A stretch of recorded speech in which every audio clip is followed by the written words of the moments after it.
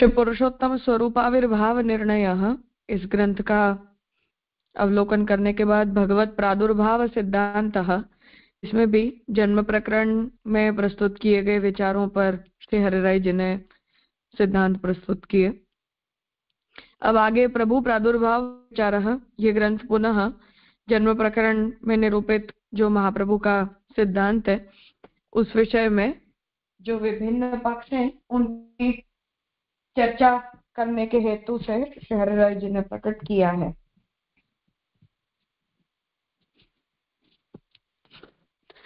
अथ पुरुषोत्तम प्रादुर्भाव विषये सुबोधिनी वाक्य संशय शमनाय किंचित कृपा बलेन निरूप्यते। अब पुरुषोत्तम के प्रादुर्भाव के विषय में सुबोधिनी में स्थित वाक्य का संशय दूर करने के लिए श्री महाप्रभु जी की किंचित कृपा से निरूपण करता हूं। तो सुबोधिनी के जन्म प्रकरण में भगवत प्रादुर्भाव के विषय में जो सिद्धांत श्री महाप्रभु जी ने निरूपित किया है उस विषय में यदि किसी को कोई तरह का संशय हो तो उसका शमन करने के लिए श्री हरिराय जी ने इस ग्रंथ को प्रकट किया है।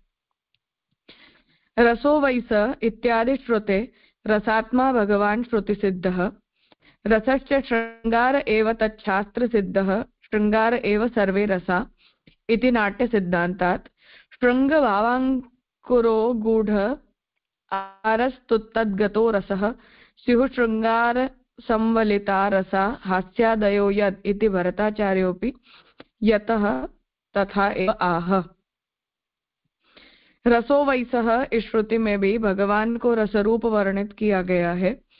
रस तो श्रृंगार ही है, ही शास्त्र सिद्ध रस है। श्रृंगार में ही सर्वरस समाविष्ट है, ऐसा नाट्य शास्त्र का सिद्धांत है। श्रृंगार के मानी क्या यह समझना चाहिए। श्रृंग के मानी गूढ़ भावांकुर और आर से अर्थ है गूढ़ भावांकुर में रहा हुआ रस। हास्यादि रस श्रृंगार में संवलित रहे हुए हैं। इस प्रकार भरताचार्य भी श्रृंगार रस के ही प्राधान्य का स्वीकार करते हैं।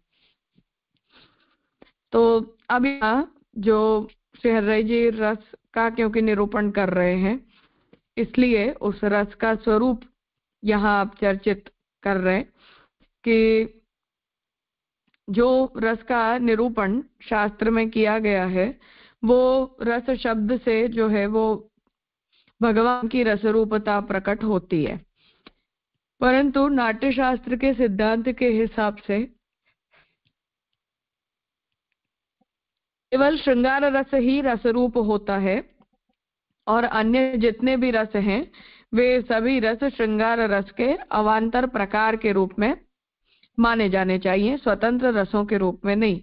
ऐसा नाट्य शास्त्र का सिद्धांत है। श्रृंगार रस की प्रधान रूपता जो है वो स्वीकृत की गई है। सोऽपि तस्य प्रियमेव शिरः मोदो दक्षिणः पक्षः प्रमोदः उत्तरः पक्षः आनन्दात्मा ब्रह्मपुच्छं प्रतिष्ठा इति श्रुतेः साकार आनन्दमात्रकरपाद मुखोदरादिः आनन्दमयः स एव को ह्येवान्यत् कः प्राण्यत् यदेष आकाश आनन्दो न स्यात् इति श्रुतेः आनन्दः। आनन्दमययोः ऐक्यं तु सितारस तत्प्रतिमयोः इव वेद्यम्। अत एव श्रुतौ स एव रसात्मा शब्दद्वयेनापि व्यवह्रियते। स्वरूपतः ऐक्येऽपि रसपिण्डयो इव भेदेन अनुभवः एतावान् परं विशेषो यद् बहिः प्रकटं रूपं रसधर्म सहितम् आनन्दमय शब्देन उच्यते धर्मी मात्रं केवल भावरूपम् आनंद शब्देन इति। अतएव प्रभुचरणैः वेणुगीत विवरणे सुधा स्वरूप निरूपण प्रस्तावे विहिते आनंद एव सा प्रकट इति तस्याः भावात्मक भगवत् स्वरूपत्वात्। स एव एतद् उभय शब्द प्रतिपाद्यो भगवत् शास्त्रे पुरुषोत्तम इति उच्यते।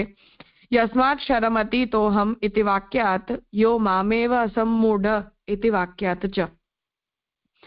अब इस रसरूपता का जो औपनिषदिक स्वरूप और भागवत में महाप्रभु ने जिस तरह से इसका निरूपण किया है उन दोनों विषयों का यहाँ हरिराय जी निरूपण कर रहे हैं कि उस श्रृंगार रस को भी आकृति युक्त वर्णित किया गया है। प्रिय ही उसका शिर है, मोद दक्षिण पक्ष है, प्रमोद उत्तर पक्ष है, आनंद आत्मा है, ब्रह्मपुच्छ प्रतिष्ठा है। यह श्रुति रस का परिचय देती है। तो ये केवल श्रृंगार रस नहीं है, पर स्वतंत्र रूप से रस की इस तरह से परिभाषा की गई है कि भगवान जो है वो प्रचुर आनंद युक्त है, इसलिए भगवत अंग में सर्वत्र जो है वो आनंद की स्थिति है। यहाँ श्रृंगार रस ये विशेषण गलत है। हरिराय जी जो है वो मूल में केवल रस का निरूपण कर रहे हैं, तो वो श्रृंगार रस का निरूपण नहीं कर रहे हैं, इसलिए उसे ड्रॉप कर देना। तो रस साकार और आनंद मात्र करपाद मुखोदरादि यानी सर्व अवयव आनंदमय है। उसी रस को कौन प्राण दे, कौन जिलावे। यदि आकाश रूप आनंद न हो तो यह श्रुति आनंद रूप से वर्णित करती है। तो ब्रह्म का जो आनंद है वही रस है, और उसी रस से जो है वो इस आनंद की निष्पत्ति होती है। तो ब्रह्म का जो आनंद गुण धर्म है वही रसानुभूति है, और वो आनंद धर्म प्रचुर मात्रा में ब्रह्म के अंदर स्थित है। आनंद और आनंदमय की सितारस, शक्कर का रस और उसकी पुतली की भांति एकता ही जाननी। इसलिए श्रुति में उसी रसात्मक रस को आनंद और आनंदमय शब्द से वर्णित किया गया है। तो जो वो रसानुभूति है, उस रसानुभूति प्राचुर्यता को ही हम आनंद और आनंदमय, इसमें महाप्रभु जी अणुभाष्य में जिस तरह कहते हैं कि जो मयट प्रत्यय लगता है वो प्राचुर्य के अर्थ में होता है, अर्थात भरपूर आनंद, या सिद्धांत मुक्तावली में जिस तरह से महाप्रभु जी कहते हैं अगणित आनंद या अपरिच्छिन्न ब्रह्म का आनंद। स्वरूप से आनंद और आनंदमय एक ही है, परंतु रस और रस के गोले की भांति भेद का अनुभव होता है। परंतु इतना विशेष है कि प्रकट रस धर्म सहित स्वरूप आनंदमय शब्द से कहा जाता है। धर्मी मात्र केवल भावात्मक स्वरूप आनंद शब्द से वर्णित किया जाता है।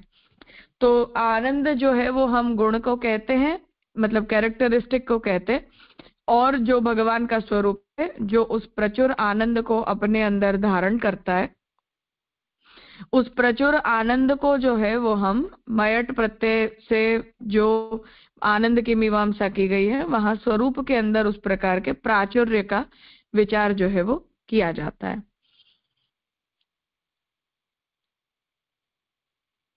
इसी हेतु से प्रभुचरण ने वेणुगीत के विवरण में सुधा स्वरूप दिखाते हुए कहा है कि वह सुधा ही आनंद रूप है। वह सुधा भावात्मक भगवत स्वरूप ही होने से आनंद रूप ही है। इस प्रकार रस ही इस आनंद और आनंदमय शब्द से वर्णित श्री पुरुषोत्तम नाम से ही भगवत शास्त्र में कहा गया है। इसीलिए गीता में भी अक्षर से भी मैं उत्तम हूँ और जो मुझे सामान्य मनुष्य जैसा मानता है वे मूढ़ हैं इत्यादि वाक्य है। तो ये भावानुवाद जिसने किया है उसकी इतनी मिस्टेक है कि सर्वत्र और श्रृंगार रस का उपयोग कर दिया है उन्होंने, पर मूल में हरिराय जी ने केवल रस शब्द का प्रयोग किया है, क्योंकि हम भगवद रस या भक्ति रस इक्वल्स टू श्रृंगार रस इस तरह का इक्वेशन हम मान्य नहीं करते। तो उस विषय में जो है वो इतना भावानुवाद के ऊपर जो लोग आश्रित हैं वो लोग इतनी इसमें क्लैरिटी जो है वो कर लें।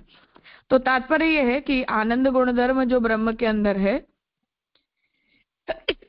सॉरी वो आनंद गुण धर्म ब्रह्म के अंदर से जब किसी जीव को अनुभूत होता है तो वो अनुभूति को हम रस कहते हैं। अर्थात ब्राह्मिक आनंद जब हमारे अनुभव का विषय बनता है तो वो रसरूप होकर बनता है, और उस ब्रह्म की रसरूपता का जो है वो जीवों को अनुभव, ज्ञानी को और भक्तों को दोनों को ही अपनी अपनी मात्रा अनुसार होता है।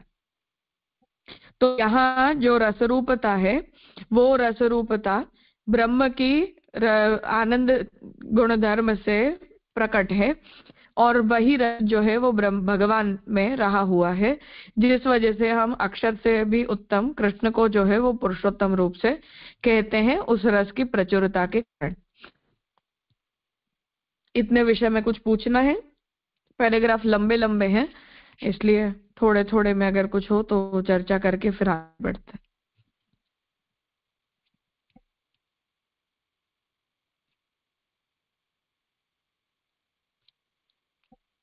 ठीक है। तस्य च मूलभूतस्य प्राकट्ये अनुग्रह हेतुभूता स्वेच्छैव कारणम् प्रादुरास वरदराट युवयोः कामदित्सया योगमायां समादिशत् इति वाक्यात् प्रयोजनं तु प्राकट्यस्य लीलाभिः पूर्वनिष्ठा परित्याजनपूर्वकम् अनुगृहीतेषु भक्तियोगविधानमेव तथा परमहंसानाम् इति पुष्ट्यङ्गीकृतप्रथावचनात् अन्येषां तदंशकलावेशादिरूपाणां तत्रैव तत्कार्यार्थं ब्रह्मादिप्रार्थनोत्तरा विभूतेच्छया प्रादुर्भावः कृष्णावतारः पूर्ण इति सर्वांशेन अत्र प्रादुर्भाव उच्यते तत्तच्चरित्राणि च अग्रे अवतार एव स्पष्टी भविष्यन्ति एतदेव उक्तम् आचार्यैः एवं सति सर्वेषां चरित्राणाम् अभिनिवेशो भवति इत्यनेन वदिष्यन्ति अग्रे राजसप्रकरणोपक्रमे प्रद्युम्नरूपो भगवान् वसुदेवहिताय हि इति अतः ब्रह्म प्रार्थनया भूभारहृतये रक्ष्यामि गां द्यां च तवानुकम्पिताम् इति वाक्यात् धर्मरक्षाद्यर्थं च व्यूहचतुष्टय विशिष्टस्य वैकुण्ठपुरुषोत्तमस्य प्रादुर्भावः भूभारहरणादिकं तु तत्तद्व्यूहद्वारा तत्तत्कार्यमेव अत एव तेषां निरोधहेतुत्वं निरोधस्य मूलरूपलीलात्वेन तत्तत्कार्यत्वात् तस्यैव च पुनः ब्रह्मादिप्रार्थनया यादवकुलं माययोपसंहृत्य वैकुण्ठगमनम् पुरुषोत्तमस्तु वशे कुर्वन्ति मां भक्त्या इति वाक्यात् भक्तिमात्राधीन इति भक्तैः सह लीलां कुर्वन् लीलास्थान एव विराजते साक्षात्कारस्तु तदा न अवतारकारणीभूत सामान्येच्छया किन्तु भक्त्या त्वनन्यया शक्य इति वाक्येन अवतार सामयिक दर्शन समये अपि अनन्य भक्तेः एव दर्शन हेतुत्व निरूपणात् अत एव शुकोऽपि सर्वान्ते जयति जननिवास इति लोके न सकल लीला सहितस्य सर्वोत्कर्षेण वर्तमानत्वम् उपदिष्टवान् अन्यथा लीलाकरणानन्तरं भगवान् इदानीं क्व अस्त इति संशय उदयात् प्रभासीय कथा तु व्यामोहिका एव विद्धि माया मनोमयम् इति वाक्यात्। अब यहाँ भगवान का जो प्रादुर्भाव है वो किस प्रयोजन से हुआ और भगवान ने उस प्रकार के प्रादुर्भाव में अपनी रूपता को किस तरह से प्रकट हुआ उसका जो है वो निरूपण यहाँ कर रहे हैं।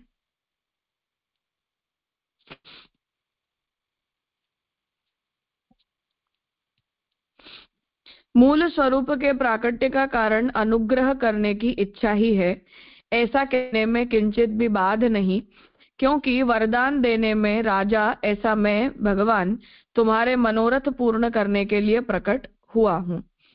योग माया को आज्ञा की कि मेरे लिए रमण का स्थल तैयार करो इस प्रकार के वाक्य हैं। तो भगवान जो है वो भक्तों के ऊपर अनुग्रह करने के लिए और भक्तों की इच्छाओं को पूरा करने के लिए ही जो है वो प्रकट हुए हैं और ऐसी ही इच्छा से भगवान ने जो है वो सभी का मनोरथ भक्तों के मनोरथ पूरा करने के लिए प्राकट्य लिया ऐसा निरूपण भागवत में आता है जहां आपने योग माया को यह आज्ञा दी कि मेरे लिए मेरे प्राकट्य के लिए जो है वो पूरा ग्राउंड तैयार करो। अब मूल स्वरूप प्रभु के प्राकट्य का कारण जिस पर कृपा हुई है वैसे भक्ति प्रपंचाशक्ति रूपी पूर्व निष्ठा स्वलीला द्वारा दूर कर भक्ति योग का विधान ही है। तो भगवान मूल स्वरूप मतलब पुरुषोत्तम रूप से, तो विभूति या धर्म रूप से नहीं। तो पुरुषोत्तम रूप से भगवान प्रकट हुए उसका कारण ये है कि जिसके ऊपर कृपा हुई है ऐसे जो भक्त हैं वो जब प्रपंच में आसक्त हो जाते हैं तो उनकी प्रपंच में रही आसक्ति को दूर करके और भगवान अपनी लीला के द्वारा उनका निरोध अपने अंदर करवाना चाहते हैं।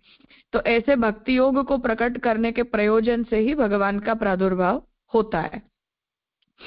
निर्मल आत्मा वाले परमहंस मुनियों को भक्ति योग का दान करने के लिए आप पधारे हैं, उसे हम स्त्रियां किस प्रकार जाने, ऐसा श्रीमद् भागवत के प्रथम स्कंद के 8वें अध्याय में पुष्टि में अंगीकृत कुंती जी का वचन है। तो जो जीव हैं उनके लिए भगवान प्रकट हुए ऐसे कुंती जी कहते हैं। तो जहां आप इस बात को स्पष्ट कर रहे हैं कि जो ऐसे उत्तम भक्त हैं उन्हें को भक्ति योग देने के लिए भगवान प्रकट हुए।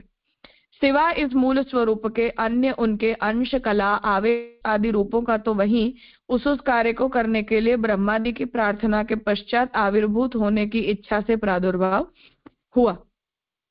तो भगवान अवतरित होते हैं तो मूल प्रयोजन भक्तोद्धार है, और अवान्तर अन्य प्रयोजन असुरों का नाश करना, धर्म का स्थापन करना, शास्त्र प्रकट करना वगैरह वगैरह भी प्रयोजनों को भगवान पूरा कर देते हैं।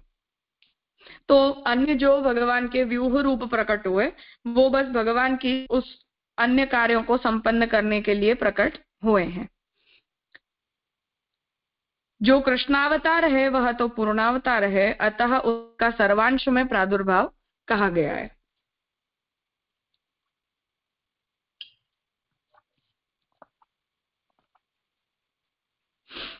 उनके वे चरित्र आगे चलकर अवतार में स्पष्ट होंगे। अर्थात जो व्यूह चारों प्रकट हुए भगवान के साथ, उन व्यूह रूपों के जो भी कार्य हैं अवतार लीला में, वो तत्त स्थानों पर महाप्रभु जी ने भागवतार प्रकरण में भी और सुबोधनी में भी स्पष्ट किए हैं। श्री महाप्रभु जी भी सर्व चरित्रों का साक्षात्कार इस स्वरूप में ही होता है ऐसी आज्ञा करते हैं। बाद के राजस प्रकरण के प्रारंभ में भी प्रद्युम्न रूप भगवान ही वसुदेव जी का हित करने के लिए पधारे हैं ऐसा वचन है। हम आपके सुंदर वज्र ध्वजादि चिन्हांकित पदों से अनुकंपित पृथ्वी को और स्वर्ग को देखेंगे, यह हमारा अहोभाग्य है। इस प्रकार की ब्रह्मा की प्रार्थना से भूभार हरण तथा धर्मादि रक्षण करने के लिए चार व्यूह सहित वैकुंठस्थ पुरुषोत्तम का यहाँ आविर्भाव है। भूभार हरणादि उस व्यूह द्वारा उन पुरुषोत्तम का ही कार्य है, अतः वह भी भगवत कार्य है।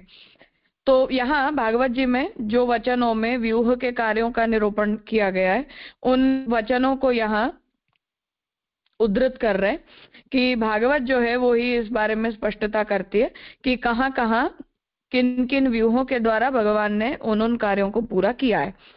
परंतु वे सभी रूप जो हैं वो मूल पुरुषोत्तम के आश्रित रूप होने के कारण भक्तोद्धार के अतिरिक्त या भक्तों की इच्छाओं को पूरे करने अतिरिक्त भी भगवान ने अवतार काल में जो भी कार्य किए वो सभी कार्य फिर भी भगवत कार्य के रूप में ही माने जाएंगे। भगवत कार्य होने से ही वह पूतना मारणादि लीला निरोध करने वाली हुई, और निरोध मूल रूप के लीला रूप से है, अतः उस व्यूह की लीला निरोध करने वाली है। तो उसका कारण यह स्पष्ट कर रहे हैं कि हम जैसा महाप्रभु की सुबोधनी में और फिर लालू भट्ट जी ने उसका विवेचन जो है वो प्रमेय रत्नार्णव में किया, वहां हम इस बात को देखते हैं कि भगवान ने जो राक्षसों का नाश किया है, वहां भी महाप्रभु जी ने राक्षस नाश केवल उतना ही विषय नहीं, परंतु महाप्रभु जी ने जो है वो उस विषय में भक्तों के उद्धार संबंधी कार्य भी भगवान ने उस बहाने पूरे कर दिए, ऐसा श्री महाप्रभु जी ने उन्हें इंटरप्रेट किया है।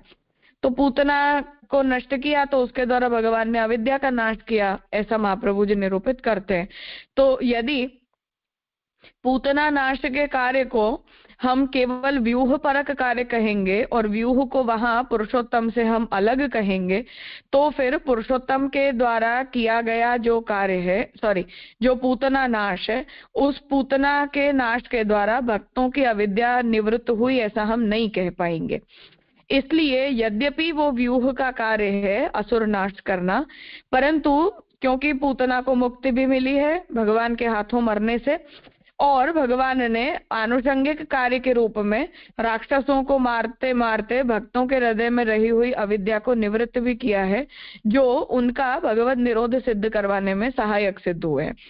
तो इस आर्ग्यूमेंट के साथ हरिराय जी ये बात कह रहे कि यदि व्यूह रूप को हम पुरुषोत्तम रूप से अलग कहेंगे तो उस स्थिति में हम जो है वो इस बात को नहीं मान पाएंगे कि भगवान ने जो ये कार्य किया उसका उपयोग भक्तों के उद्धार के लिए भी हुआ है, या भक्तों के कार्य में भी भगवान के इस कार्य का कोई कंट्रीब्यूशन है।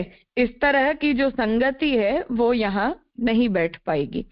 इसलिए जो भी अन्य कार्य भी हैं उन्हें भी हमें भगवत कार्य के रूप में मानने पड़ेंगे, और व्यूह रूप भी है वो पुरुषोत्तम रूप से अभिन्न होकर ही स्थित है, ऐसा हमें कहना पड़ेगा। यह व्यूह विशिष्ट ही प्रभु ब्रह्मादि की प्रार्थना से यादव कुल का संहार कर वैकुंठ में पुनः पधारे, परंतु पुरुषोत्तम तो मुझे भक्ति से वश करते हैं इत्यादि वाक्यों से भक्ति मात्र को ही अधीन है, इसलिए भक्तों के साथ लीला करते हुए लीला स्थान में ही विराजते हैं। तो जो तिरोधान की लीला का निरूपण आता है, वो तिरोधान की लीला व्यूह रूपों की लीला समझनी चाहिए, और पुरुषोत्तम रूप से तो भगवान भक्तों के लिए सदैव ही नित्य लीला करते हुए सर्वदा विद्यमान है, ऐसा हमें कहना है। प्रभु का यह साक्षात्कार उस समय भी, अवतार स्थान के समय भी, अवतार समय की सामान्य इच्छा से न होता था, भक्ति से ही साक्षात्कार होता था। तो हम वहां ये नहीं कह सकते कि क्योंकि अब हमें मूल रूप के दर्शन नहीं होते इसलिए हमें पुरुषोत्तम का तिरोधान मानना चाहिए। तो हरिराई जी इस बात को आर्ग्यू कर रहे हैं कि तब भी जो है वो मूल रूप के दर्शन सबको नहीं होते थे, वासुदेव व्यूह के ही सभी को दर्शन होते थे। तो जैसे भीष्म आदि जो लोग भगवान के भक्त हैं, वही लोग भगवान के पुरुषोत्तम स्वरूप को समझ भी पाते थे, और उस पुरुषोत्तम स्वरूप का उन्हें, जैसे भगवान ने दुर्योधन की सभा में जब अपने स्वरूप का प्राकट्य किया या अपना स्वरूप विस्तार किया, तब सभी को भगवान के उस रूप के दर्शन नहीं हुए, जो भक्त थे उन्हीं को हुए। तो हरिराई जी यहाँ ये कह रहे हैं कि भगवान का जो पुरुषोत्तम रूप है वो तो अवतार काल के अंदर भी सर्वगोचर नहीं था, केवल जो भक्त थे उन्हें ही उस मूल पुरुषोत्तम स्वरूप के दर्शन हो पाते थे, अन्यों को तो केवल व्यूह रूप के दर्शन होते थे। इसलिए अवतार काल में और अनवतार काल में पुरुषोत्तम स्वरूप से जो भगवान की जो स्थिति है उसके अंदर कोई प्रकार का परिवर्तन या कोई तरह की क्षति जो है वो उस तिरोधान लीला को करने से नहीं आई है। भगवान अनन्य भक्ति से ही प्राप्त होते हैं, यह गीता वाक्य स्पष्ट करता है। अतः इस बात को भूलना नहीं चाहिए कि अवतार समय के दर्शन के समय भी मूल रूप का प्रत्यक्ष दर्शन अनन्य भक्ति से ही होता था। तो जैसे भीष्मादि को हुआ, परंतु दुर्योधन कर्ण वगैरह जो हैं वो भगवान के उस रूप के दर्शन नहीं कर पाए थे। तो वो इसीलिए नहीं कर पाए थे क्योंकि उनके अंदर जो है वो भक्ति नहीं थी। तो जिनमें भक्ति थी उन्हें अवतार काल में भी मूल रूप के दर्शन जो है वो हो पाए, और जिनमें भक्ति नहीं थी उन्हें अवतार काल में भी पुरुषोत्तम रूप के दर्शन नहीं होते थे, व्यूह रूप का ही साक्षात्कार होता था। अर्थात भगवान पुरुषोत्तम रूप से तब भी सभी के लिए दर्शनीय नहीं थे, ये कहना चाह रहे हैं। सुखदेव जी ने भी सकल लीला सहित मूल रूप भगवान को उसी सर्वोत्कृष्ट रूप से विराजमान जयति जन निवास इस श्लोक में वर्णित किया है। लीला करने के पश्चात भगवान अभी कहाँ है, ऐसा संशय होने का कारण यही है। प्रभास कथा तो व्यामोहिका है, यानी असुरों को मोह कराने के लिए है। इसे तो मायामय जान इत्यादि वाक्यों से उसे माइक समझने की है। तो प्रभास क्षेत्र में भगवान ने जो तिरोधान किया वो अपने व्यूह रूपों का किया है। पुरुषोत्तम व्यूह जो है, पुरुषोत्तम रूप जो है वो तो सर्वदा सर्वत्र भक्तों को सुलभ होता है, प्राप्त होता है अद्यावधि। इसलिए भगवान भक्ति के द्वारा ही प्राप्य है। इस सिद्धांत के हिसाब से उस समय भी मूल रूप की प्राप्ति सभी को सर्व रूप से नहीं हो सकती, ऐसा हमें कहना चाहिए। और इसीलिए इस रूप से भगवान ने जो कार्य प्रकट किए हैं या जो लीलाएं प्रकट की हैं, उन लीलाओं को हमें पुरुषोत्तम परक मान के और उनका एकत्व स्वीकार करना चाहिए। और भगवत प्रादुर्भाव जो है वो भी केवल और केवल भक्तोद्धारार्थ भक्त के ऊपर अनुग्रह करने के लिए ही हुआ है, ऐसा सिद्धांत यहाँ महाप्रभु जी, श्री हरिराई जी महाप्रभु के वचनों के आधार बता रहे हैं। कुछ है इसमें विचारणीय?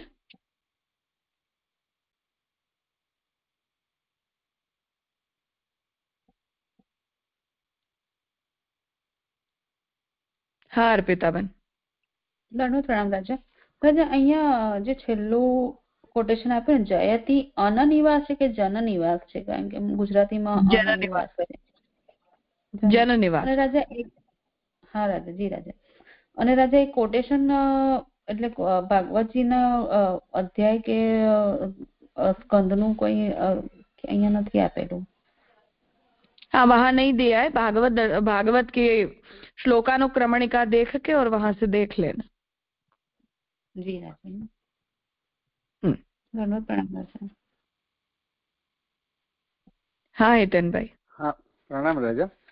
एक तो यहाँ जो स्वरूप से आनंद और आनंद में एक ही अगले श्लोक में बात कर रहा हूँ, और परंतु रस और रस के गोले की भांति भेद का अनुभव होता है। तो आनंद में जो प्राचुर्यार्थ है वो घनीभूत स्वरूप है, इसके लिए रस का गोला कहा ना। हाँ हाँ, और दूसरा मतलब वो आनंद राजा एक्सपीरियंसेबल आनंदमय बनने से होता है। मतलब सोर्स ऑफ ओरिजिन आनंद है और एक्सपीरियंसेबल रस है। अच्छा, वो फिर आनंदमय कहलाता है। हाँ, तो जो शुद्ध आनंद है वो एक्सपीरियंस वर्दी नहीं है। जैसे निराकार ब्रह्म एक्सपीरियंस वर्दी अनुभव गम्य नहीं है, उसी तरह आनंद अनुभव गम्य नहीं है, पर आनंद की रसरूपता अनुभव गम्य है, तब वो आनंदमय कहलाता है। हाँ जी राजा, अच्छा क्लियर हुआ। तो दूसरा राजा ये जो एक्सपीरियंस है उसे हम फिर रस कहते हैं, तो वो एक्सपीरियंस वर्दी बनता है तो वो रस कहलाता है। सोर्स ऑफ ओरिजिन आनंद कहलाएगा। जैसे निराकार और साकार, तो एक्सपीरियंस वर्दी साकार बनेंगे, और जो सोर्स ऑफ ओरिजिन है वो तो आनंद ही रहेगा, जो गूढ़ है, सूक्ष्म है। और श्री हरे महाप्रभु जो पुरुषोत्तम स्वरूप आविर्भाव, प्रभु प्रादुर्भाव, और ये अपना जो अभी चल रहा है विषय, इसमें थोड़ा ये जानना था कि जिस तरह ठाकुर जी गीता जी में आज्ञा कर रहे हैं कि अस्मात् क्षरमति तो हम अक्षराद अपि चोत्तम हतोऽस्मि लोके वेदे च प्रथित पुरुषोत्तम। तो हमने कल आगे के ये प्रकरण में या उसमें पाठ में ऐसा सोचा था कि जो गोकुल में ठाकुर जी का स्वरूप प्रकट है लोकवेद प्रथित वो है, और जो मूल पुरुषोत्तम जो स्वरूप है वो तो जो विरहानुभवार्थ गोपीजान के अंतः भावित हृदय में ही प्रकट होता है। ठीक है राजा? हाँ हाँ। तो अभी मेरा प्रश्न ये है, तो यहाँ ठाकुर जी जो गीता जी में ठाकुर जी का वचन है पुरुषोत्तम के बारे में, वो तो मूल रूप ही समझना है। हाँ बिल्कुल। तो पर वो लोकवेद प्रथित समझेंगे मीन्स वो जो अंतःभावित हृदय का वो उससे भी कुछ रस रूप या आनंद रूप आनंदमय रस का अनुभव, ऐसा समझने का। How to differentiate that exactly, जिस तरह जैसे यहाँ व्यूह का और पुरुषोत्तम स्वरूप का कैसा कोरिलेशन बता रहे हैं कि जब कार्य होता है तो कॉन्टेक्चुअली हम ये कह देते हैं कि हाँ ये वासुदेव व्यूह ने किया है, या ये कार्य भगवान ने अनिरुद्ध व्यूह से किया, या ज्ञान दिया तो संकर्षण व्यूह से दे दिया, पर दिखता तो वो मूल रूप ही है। जैसे यहाँ कह रहे हैं कि चलो असुरों का नाश है, अब असुर नाश भगवान वासुदेव व्यूह से करते हैं, और भक्त जनों का जो उद्धार है वो भगवान मूल रूप से करते हैं। परंतु पूतना को भगवान ने जब मारा है तो असुर नाश भी है और भक्तोद्धार भी है, क्योंकि उससे भक्तों की अविद्या का भगवान ने नाश किया। तो भगवान ने वह भक्त विशिष्ट रूप से किया या व्यूह विशिष्ट रूप से किया, ऐसी जो स्पष्टता हरिराय जी कर रहे हैं, बस वही बात एक्सपीरियंस वर्दी होने के कॉन्टेक्स्ट में भी है कि भगवान जो है वो पुरुषोत्तम रूप से प्रादुर्भूत हो गए, गोकुल भी पधार गए, तब भी वही है, पर कॉन्टेक्चुअली उनकी पूर्ण फल रूपता गोपीजनों के प्रति है और स्वल्प फल रूपता अन्यों के प्रति है। ऐसा संदर्भानुसारी हमें समझना है, स्वरूप भेद नहीं है उसमें। पर प्रभु का दर्शन मूल रूप से ही हो रहा है सबको। हाँ, क्यों, जो भी भक्त है उसे मूल रूप से ही होगा, परंतु मूल फल रूपता की जो अनुभूति है वो स्वभाव अपने अपने भावानुसारी सबको होती है, और हर किसी के भाव में उसमें भेद होता है। तो हरिराय जी के मतानुसार जिसे विप्रयोग के अनुभूति में भाव स्थिति भगवान कराएंगे उन्हें पूर्ण फल रूपता की अनुभूति होगी, अन्यों को पार्शियल होगी, ऐसा। जी राजा। पर भक्त है इसलिए वो पुरुषोत्तम है, इसमें कोई डाउट नहीं है, पर भगवान ऐसे डिपार्टमेंट्स के हिसाब से जो है वो सभी को फल रूप का अनुभव करवाएंगे, not in a general manner. जी राजा। जैसे जो मर्यादा भक्त होते हैं उन्हें भी भगवान पूर्ण पुरुषोत्तम रूप में सायुज्य देते हैं कि नहीं देते हैं? या ज्ञानी भक्तों को भी सायुज्य होता है कि नहीं होता है कृष्ण में, पुरुषोत्तम में? तो अगर उन्हें हो जाता है तो हम ऐसा थोड़ी आर्ग्यू कर सकते हैं कि फिर पुष्टि और मर्यादा का डिफरेंस ही क्या है। डिफरेंस है, क्योंकि वो पुरुषोत्तम में सबको अलग अलग तरह की फल रूपता की अनुभूति होती है। अब कृष्ण मिले उस अर्थ में सबका उत्कर्ष है, पर किसी को इंद्रिय संबंध से मिलते हैं तो फल रूपता अनुभूत होती है, किसी को एकत्व में भी हो जाती है। अब ऐसे तो हमारे जो विप्रयोगी होते हैं उनका भी भगवान में सायुज्य हो जाता है, तो हम ये थोड़ी कहेंगे कि ज्ञानी भक्त और प्रयोगी दोनों एक जैसे हो गए, फिर तो पुष्टि और मर्यादा का डिफरेंस क्या रहेगा। तो संदर्भानुसारी है सबके लिए। फिर तो वहां हम सायुज्य में उत्कर्ष बताते हैं कि नहीं, वो सायुज्य मर्यादा जीवों जैसा नहीं होता है, भगवान उन्हें पुनः प्रकट करते हैं। पर एक बार के लिए तो एकत्व जो हो गया वो हो गया, तो उससे पुष्टि और मर्यादा का डिफरेंस खत्म नहीं हो जाता है, कॉन्टेक्चुअली अंडरस्टूड है। और 3 लाइन ऑफ डिमार्केशन याद है, थोड़ा ध्यान रख के सोचना, नहीं आएगा तो कॉन्टेक्चुअली रेफरेंस भूल जाते हैं।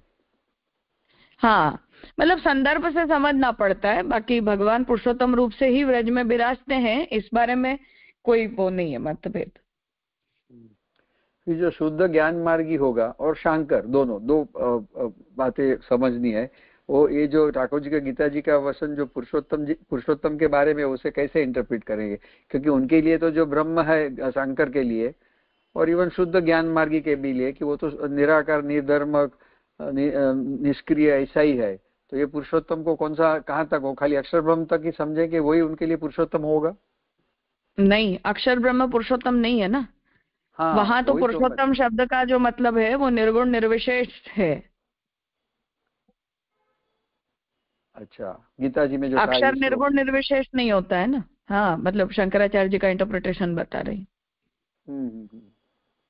अच्छा, तो पुरुषोत्तम को निर्गुण निर्विशेष मानते हैं, अक्षर को तो ठीक है, अक्षर नहीं है ना, अक्षर तो डिफाइनेबल है। हाँ हाँ, शंकर भी उनको डिफाइनेबल ही समझते हैं। हाँ हाँ, डेफिनेटली, करेक्ट, क्योंकि मुक्ति प्रदायकता भी तो एक तरह का गुण होता है ना। हाँ हाँ, पर वो वहाँ शंकर में धाम धामी संबंध मानते हैं कि नहीं मानते? ना ना, बिल्कुल नहीं, फिर तो सगुण हो जाएगा। धाम में रहेगा तो सगुण हो जाएगा। Then how they will differentiate between अक्षर and पुरुषोत्तम निर्गुण में? नहीं, स्वरूप भेद नहीं है, संदर्भानुसारी हमारे ज्ञेय स्वरूप में डिफरेंस हो जाता है। अच्छा, ओके। अक्षर ब्रह्म तो ईश्वर है, क्योंकि वो जगत को उत्पन्न करने की इच्छा करता है, तो वो ईश्वर हो जाता है। बराबर, अच्छा अच्छा, उसको ईश्वर कहते हैं, राइट। हाँ, और पुरुषोत्तम तो मतलब अवस्था भेद है, अक्षर और पुरुषोत्तम दोनों, स्वरूप भेद नहीं, अवस्था भेद। अच्छी तरह क्लियर हुआ यार। हाँ, पर हरिभाई जी जो ये आर्ग्यूमेंट दे रहे हैं वो बहुत सॉलिड है टेक्निकली। मतलब पता, पर व्यूह और पुरुषोत्तम रूप का जो एंगेजमेंट है एक दूसरे के साथ अवतार कार्य में, उस विषय में हरिभाई जी का ओपिनियन, महाप्रभु जी की ओवरऑल, क्योंकि सुबोधनी में स्कैटर्ड है ये डिस्क्रिप्शन, पर इतना हरिभाई जी के 3 ग्रंथ है वो मिला के उस बात को बहुत ज्यादा अच्छे से प्रेजेंट कर देते हैं। और इतना मीन्स क्लियर समझ में आ जाता है राजा, इतना ल्यूसिड और सिंपल लैंग्वेज में एकदम, जैसा रादर देन एनी कॉम्प्लिकेशन। बहुत सही बात है, एकदम बहुत अच्छी तरह से समझाएगा। हाँ बिल्कुल। प्रणाम राजा। हाँ नीलेश भाई जी, प्रणाम राजा। ये जो लास्ट आपने जो पैराग्राफ पढ़ा, मतलब लास्ट की 2-3 लाइन, सो उसमें ये कह सकते हैं ना कि अनावतार काल जो है उसमें भी यही संदर्भ है, मतलब भक्ति से जो प्राप्य है वो जो प्राप्य है वो भी पुरुषोत्तम स्वरूप ही होगा। एम आई राइट? 100%। ओके, तो वो जो अनुभव होगा वो रस अनुभव संयोग का होगा या विप्रयोग का होगा, या कोई भी हो सकता है? वैसे दोनों हो सकता है, साइक्लिकल भी हो सकता है, और अगर स्थिर हो जाए तो विप्रयोग में ही स्थिर होता है। बाकी संयोग विप्रयोग में तो प्योर संयोग सायुज्य होता है, बाकी साइकिल ही चलती है। ओके, सो हरिराय महाप्रभु जी, आपने शायद यद्यपि वर्ड यूज किया, ये वो यूज अनवतार काल के लिए यूज किया। नहीं, हरिराय जी ये आर्ग्यू कर रहे हैं कि भगवान अवतार काल में सर्ववेद्य होते हैं या भक्त वेद्य होते हैं। तो इस पर हरिराय जी ये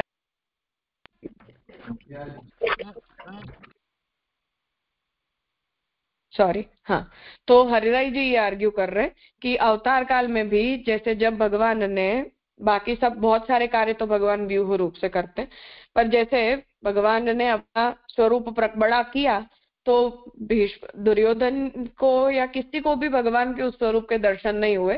सब लोग जो धृतराष्ट्र की सभा में बैठे हुए थे उनमें से भीष्म को, कृपाचार्य को, द्रोणाचार्य जी को, विदुर जी को, बस इन्हीं को भगवान के दर्शन हुए।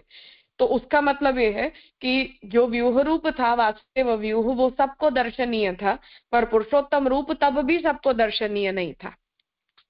तो उसका अर्थ ये है कि भगवान ने यदि तिरोधान की लीला की भी है तो और उस आधार पर यदि कोई कहे कि नहीं पुरुषोत्तम रूप का तिरोधान हो गया, तो आर्गुमेंट वहां ये है कि पुरुषोत्तम रूप जो है वो अवतार काल और अनवतार काल में बंधा हुआ नहीं है। अवतार काल में भी पुरुषोत्तम व्यूह का साक्षात्कार सबको नहीं होता था। तो जो भी साक्षात्कार है वो भी व्यूह का साक्षात्कार है। और भक्त्या त्वनन्यया लभ्यः, इस वचन के हिसाब से केवल अनन्य भक्तों को ही भगवान के पुरुषोत्तम रूप के दर्शन अवतार काल में भी हो सकते हैं। इसलिए अनवतार काल में और अवतार काल में भगवान के पुरुषोत्तम रूप को लेकर कोई फर्क नहीं है। आज भी केवल जो अनन्य भक्त होते हैं उन्हें ही पुरुषोत्तम के दर्शन हो पाते हैं।